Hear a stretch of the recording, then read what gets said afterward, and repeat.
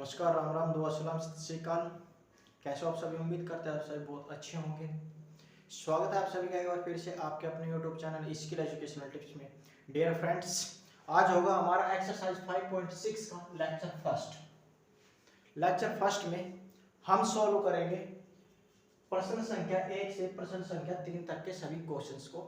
और निर्देश क्या कहा गया है इसमें कहा गया है कि यदि प्रश्न संख्या 1 से 10 तक में x तथा y दिए समीकरणों द्वारा एक दूसरे से प्राचलिक रूप में संबंधित हो तो प्राचलों का विलोपन किए बिना dy by dx ज्ञात कीजिए। मेन पॉइंट क्या है? dy by dx ज्ञात करना है। प्राचल जिसको हम बोलते हैं पैरामीट्रिक का विलोपन किए बिना dy by dx ज्ञात करना है। अगर आपने बेसिक्स वीडियो नहीं देखा है जिसमें हमने आपको बताया कि कैसे हम प्राचल का अवकलन करते हैं, कैसे dy by dx ज्ञात करते हैं, तो आप उसको देख लीजिएगा। उसका लिंक जो है वो आई बटन से आप देख सकते हो। क्लियर है? तो आप नोटबुक और पेन लेकर तैयार हो जाइए जिससे कि आपको कोई भी पॉइंट मिस ना हो और आप स्टेप बाय स्टेप हर एक क्वेश्चन को नोट करते हुए चले, हर एक पॉइंट को क्लियर करते हुए चले। और एक चीज और हम आपको यहाँ पे बता दें कि एक्सरसाइज 5.6 में टोटल क्वेश्चन है 11। ठीक है, ये जो निर्देश दिया गया है ये दिया गया है 1 से 10 तक के क्वेश्चंस के लिए और 1 से 10 तक क्वेश्चंस में ज्ञात करना है dy by dx। क्लियर है? तो चलिए शुरू करते हैं आज के इस लेक्चर फर्स्ट को क्वेश्चन फर्स्ट के साथ। क्वेश्चन नंबर फर्स्ट है आपके सामने, x = 2at स्क्वायर और y = है 80 की पावर 4। क्लियर है?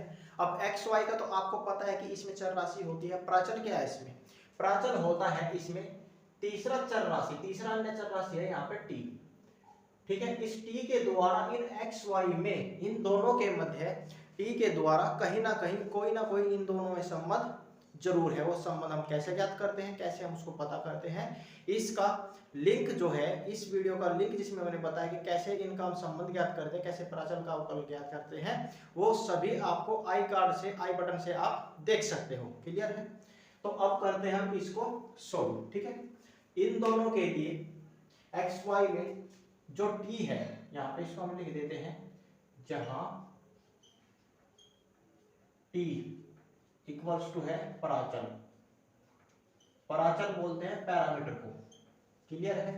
x = 2at स्क्वायर, इसका आप प्राचल के रूप में प्राचल के सापेक्ष अवकलन कर दीजिए। तो प्राचल के सापेक्ष अवकलन होगा dx/dt, क्योंकि t है हमारा प्राचल parameter, equals to 2a into d/dt of t square. Clear है? दिस इंप्लाइज दैट ये आ जाएगा dx/dt equals to t square का क्या होता है, x की पावर n का अवकलन क्या होता है, d/dx ऑफ x की पावर n, ये होता है n इंटू x की पावर n-1। क्लियर है? n का मतलब है 2 आ जाएगा शुरू में, 2 का यहाँ पे गुण हो जाएगा 4 और a है इसके साथ मल्टीप्लिकेशन में इंटू n-1, 2-1 कितना बचेगा, t का पावर 1 बचेगा। 1 को लिखो या ना लिखो कोई फर्क नहीं पड़ता। और t का जब हम एक बार फिर से करेंगे तो कितना आएगा, 1 आएगा, 1 का गुणा होगा तो 480 ही हमारे पास ये आएगा। क्लियर है? इसको हम इक्वेशन नंबर 1 कह देंगे। जो हमारा y है, y का भी हम पैरामीटर के रेस्पेक्ट में अवकलन कर देंगे। dy by dt equals to हो जाएगा a into d/dt of t का power 4 equals to, this implies that, इसको कर लीजिए, ये हो जाएगा dy by dt equals to 4a t की पावर 3। ठीक है, इक्वेशन नंबर 2। अब आप यहाँ पे जरा ध्यान से समझिए, हमने आपको जो बेसिक्स है जिसमें हमने बताया है, जिसका टॉपिक है कि प्राचलिक रूपों का अवकलन, उसमें यहाँ पे आते ही हमने 2 कंडीशंस वहाँ पे क्लियर की है।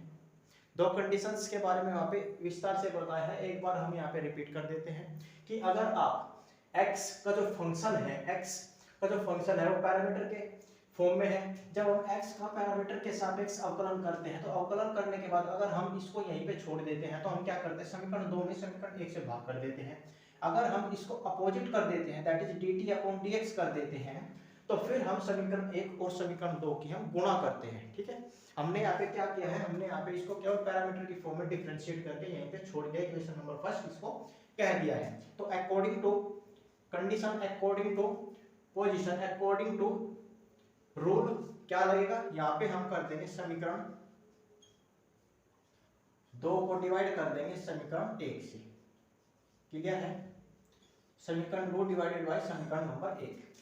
तो हमको क्या मिलेगा, हमको मिलेगा dy by dx, dy by dx equals to ये अब आ जाएगा dy बाई dt, क्योंकि समीकरण नंबर 2 है हमारे पास यही, और अपॉन में डिवाइड किससे करना है, dx अपॉन dt से, dx अपॉन dt से।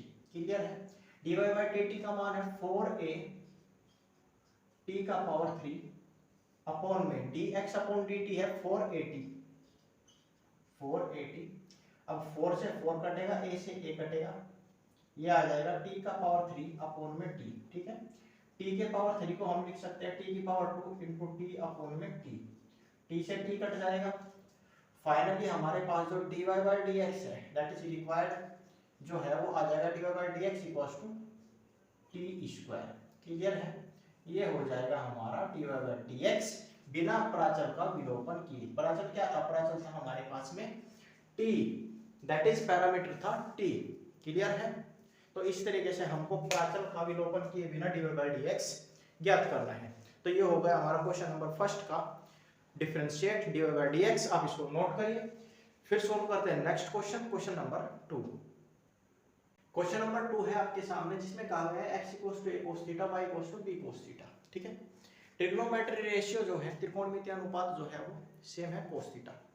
ठीक है, अब इसमें हम पैरामीटर कैसे ज्ञात करें, तो सीधी सी बात, सिंपल सी भाषा आपको यहाँ पे बताए तो x और y को छोड़ के, x y क्या होता है, चर राशि होती है, x y को छोड़ के जो हमारे पास तीसरी अन्य चर राशि होती है वही हमारा पैरामीटर कहलाता है। इसमें पैरामीटर की बात करें तो यहाँ पे देखिए x y है और थीटा, थीटा क्या हो जाएगा, यहाँ पे तीसरा चर राशि यही तो है ना, a और b तो हमारा क्या माना जाएगा, कांस्टेंट माना जाएगा।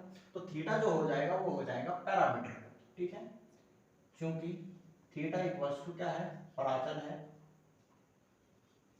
जिसको हम बोलते हैं पैरामीटर। क्लियर है, अब x का और y का दोनों का प्राचल दैट इज पैरामीटर के रेस्पेक्ट में अवकलन कर दीजिए। तो ये हो जाएगा dx अपॉन में d theta equals to cos theta का अवकलन करना है d upon d theta of cos theta.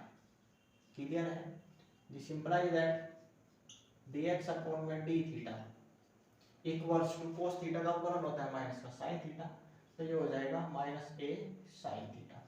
Clear है, इसको लिखना चाहो तो लिख सकते हो d अपॉन में dx of cos theta equals to ये होता है माइनस का sin थीटा। अब बात करते हैं y के लिए, इसका भी पैरामीटर के रिस्पेक्ट में अवकलन करते हैं, dy by d theta equals to b into d upon में d theta of cos theta. This implies that ये हो जाएगा dy by d theta equals to cos theta का अवकलन माइनस का sin थीटा, ये आ जाएगा माइनस का b sin थीटा। इसको इक्वेशन 2 कह लीजिए और इसको कह लीजिए इक्वेशन 1। ठीक है, अब समीकरण 2 डिवाइडेड बाय समीकरण नंबर 1, समीकरण 2 को डिवाइड कर देंगे समीकरण 1 से। क्लियर है, this implies that dy by dx हमको मिल जाएगा equals to dy by d theta upon में dx अपॉन में d theta equals to dy by d theta है हमारे पास माइनस का b sin थीटा अपॉन में dx अपॉन d थीटा है माइनस का a sin थीटा। अब sin थीटा को कर लीजिए ब्रैकेट में, sin थीटा से sin थीटा कट जाएगा, माइनस से माइनस कट जाएगा, तो dy बाई dx हमारे पास ये बन जाएगा dy by dx equals to b upon में a। क्लियर है, क्वेश्चन नंबर 2 का dy बाई dx आ जाएगा ये प्राचल के रेस्पेक्ट में प्राचल के सापेक्ष अवकलन करने पर। क्लियर है? आप इसको नोट करिए, फिर सोल्व करते हैं आज के इस लेक्चर फर्स्ट का लास्ट क्वेश्चन, क्वेश्चन नंबर 3। आज के लेक्चर फर्स्ट का लास्ट क्वेश्चन, क्वेश्चन नंबर 3 है आपके सामने, जो है x equals to sin t और y equals to cos 2t। Parameter ज्ञात कर लीजिए। सबसे पहले पैरामीटर दैट इज प्राचल हो जाएगा इसमें, चूंकि t इक्वल्स टू हो जाएगा यहाँ पे प्राचल। ठीक है, प्राचल पैरामीटर। अब यहाँ पे हम लिख देंगे, दोनों के लिए लिखेंगे, x और y के लिए भी। ठीक है, प्राचल के सापेक्ष